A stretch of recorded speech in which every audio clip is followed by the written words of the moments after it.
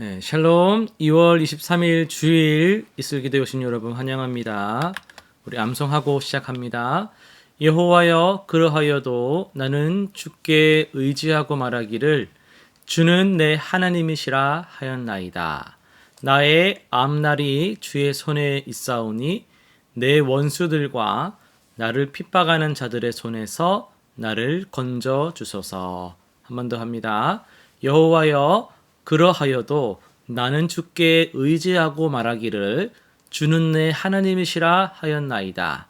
나의 앞날이 주의 손에 있사오니 내 원수들과 나를 핍박하는 자들의 손에서 나를 건져 주소서.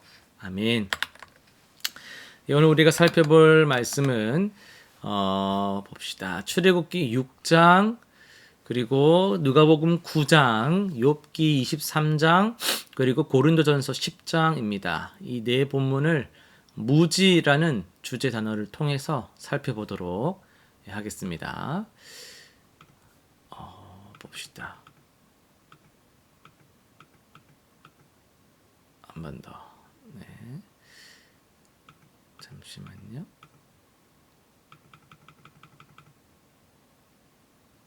이렇게 보겠습니다. 봅시다. 이 장을 보면은 무지가 여러 모습으로 나타납니다. 하나님이 모세에게 이스라엘을 구원하겠다는 놀라운 약속을 주셨는데 정작 이스라엘 백성들은 이 말을 듣지를 않았습니다. 왜 그랬을까요? 본문은 마음의 상함과 고된 노역으로 인해서 듣지 못했다고 합니다. 너무 고통스러워서 하나님의 계획을 볼 수 없었던 거죠. 또 바로는 어떤가요? 그는 자기 권력을 맹신하며 하나님의 능력을 무시했습니다. 심지어 모세도 처음에는 하나님의 큰 그림을 제대로 이해하지를 못했죠. 흥미롭게도 이런 무지, 이런 각자의 무지는요, 또 다른 이유에서 다 옵니다. 고통 때문에 무지하고, 교만 때문에 무지하고, 두려움 때문에 무지하고, 이 모든 것이 하나님의 계획을 보지 못하게 막는 장애물이었던 거죠. 그리고 누가복음 9장으로 가보면요. 자, 잠시만요. 네, 누가복음 9장입니다. 이 장에서는 예수님의 정체성에 대한 무지가 두드러집니다. 헤롯은 예수님에 대한 소문을 듣고 이 사람 도대체 누구인가라면서 혼란스러워했고 제자들도 마찬가지였습니다. 베드로가 주는 그리스도신이다라고 고백은 했지만 예수님이 곧 고난받고 죽으실 거라고 하자 이해하지를 못했죠. 변화산에서도 베드로는 영광스러운 순간을 붙잡으려고 했지만 예수님의 고난과 영광이 어떻게 연결되는지는 몰랐습니다.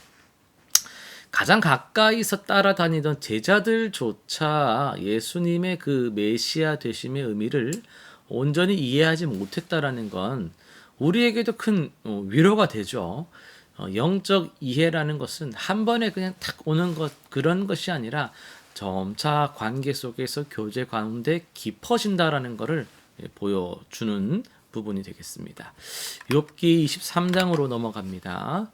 욥의 상황이 정말 마음 아프게 다가옵니다. 그는 간절히 하나님을 찾았지만 만날 수가 없었습니다.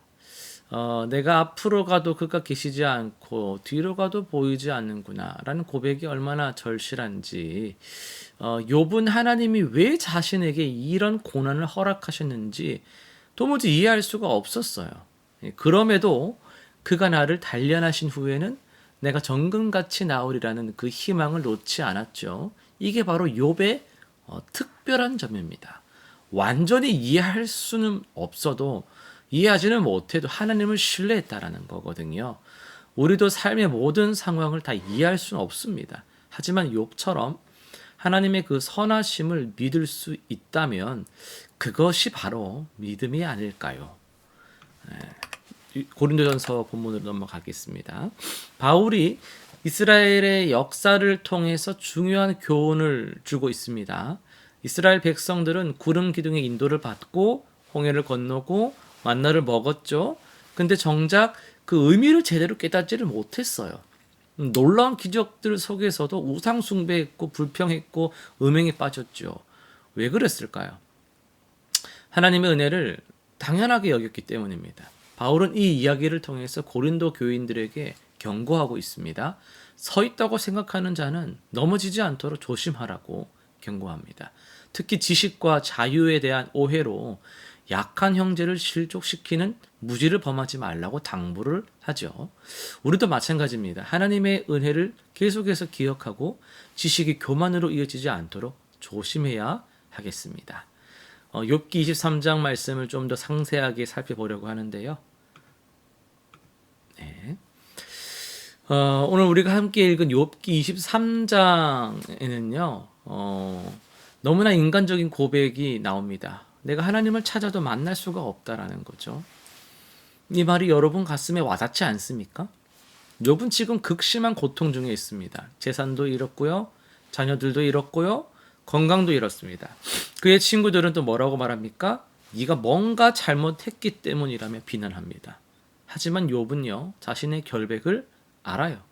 그래서 하나님을 찾아서 항변하고 싶었던 거죠. 하지만 문제는 하나님이 보이지 않는다는 겁니다. 욥의 말을 한번 들어보십시오. 내가 앞으로 가도 그가 계시지 않고 뒤로 가도 보이지 않으며 왼쪽에서 그가 일하시나 내가 볼 수 없고 오른쪽으로 돌이켜도 배울 수 없구나. 여러분 이런 경험 해보신 적 있습니까? 삶이 무너질 때 답답할 때 간절히 하나님을 찾고 있는데도 응답이 없어요. 그런 순간 말입니다. 마치 하늘에 대고 외치긴 하는데 메아리만 돌아오는 느낌 말이죠. 여기서 두 가지 반응이 가능합니다. 하나는 에이 하나님 없어 하고 떠나버리는 게 하나가 되겠고 또 하나는 욥처럼 계속 찾는 겁니다. 흥미로운 점은 욥이 하나님을 못 찾으면서도 여전히 하나님을 그분이라고 부른다는 거예요. 보이지 않는데도 그분의 존재를 부정하지는 않았습니다. 하나님이 어디 계신지 몰라도 계시다는 사실은 확신했던 거예요. 더 놀라운 건 11절입니다. 내 발이 그의 걸음을 바로 따랐으며 내가 그의 길을 지켜 치우치지 아니하였고 보이지 않는 하나님이지만 욥은 여전히 그분의 길을 따르려고 했습니다. 이게 바로 진정한 믿음이 아니겠습니까? 보이지 않아도 신뢰하는 것, 보이지 않는 것을 인정하는 것, 그것이 믿음입니다. 그런데 왜 하나님은 때때로 우리에게 침묵하시냐라는 거죠. 왜 우리가 가장 필요할 때 숨어 계시는 것 같을까요? 욥은 한 가지 깨달음을 얻습니다. 10절에서 그가 나를 단련하신 후에는 내가 정금같이 나으리라고 말을 하죠. 보이지 않는 시간도 하나님의 계획 안에 있다라는 겁니다. 마치 금을 재련할 때의 불 속에 뜨거운 불 속에 넣어두는 것처럼 우리가 하나님을 볼 수 없는 시간도 우리를 정금으로 만드는 과정일 수 있습니다. 솔직히 인정합시다. 우리는 하나님에 대해서 많은 것을 모릅니다. 왜 고난이 오는지, 왜 지금 이 기도가 응답이 되지 않는지, 왜 세상에는 불의가 가득한지 이런 무지는요 우리를 두렵게 만드는 거예요. 하지만 욥을 보세요. 그는 무지 속에서도 모르잖아요. 모르는 것 속에서도 뭐는 아는 거예요? 하나님을 아는 거예요. 하나님을 향한 신뢰를 잃지 않았다라는 거예요. 내가 무지합니다. 내가 알지 못합니다. 이 상황이 언제 끝날지 어떻게 해결될지 모르지만요. 그분은 알고 계신다는 겸손함이 욥에게는 있었습니다. 그리고 나중엔 실제로 하나님을 만나게 되죠. 여러분, 지금 하나님이 보이지 않는다고 해서 그분이 안 계신 게 아닙니다. 때로는 침묵이 더 깊은 만남을 준비하는 과정일 수 있죠. 마치 연인이 서로에게 선물을 준비하느라 잠시 연락이 뜸해지는 것처럼요. 우리의 무지가 때로는 축복일 수도 있습니다. 모든 것을 다 안다면 우리는 더 이상 하나님을 신뢰할 필요가 없을 테니까요. 무지는 우리를 더 깊은 신뢰로 이끌어 주기도 하죠. 오늘 주일 하루를 또 보내시면서 여러분이 하나님을 찾을 수 없다고 느낀다면 욥처럼 말씀해 보십시오.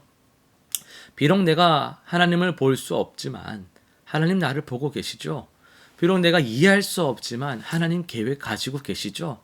이런 겸손한 신뢰가 우리를 지켜줄 거라 믿습니다. 우리 실천상 세 가지 정리해 보겠습니다. 첫 번째, 하나님의 침묵이 일기를 써보는 거예요. 하나님이 멀게 느껴졌던 시간들을 기록하고, 지금일 수도 있겠죠. 그걸 기록해서 그게 나중에 시간 지났을 때 한 주나 한 달 후에 얼마나 이렇게 바뀌는지를 하나님 손길을 한번 찾아보는 그런 실천사항 해보시면 좋겠어요. 두 번째, 이해할 수 없는 상황에 처한 지인, 친구에게 조언하는 거 말고요. 야, 이거지. 그러니까 그런 거야. 이런 거 말고 함께 그냥 있어주세요.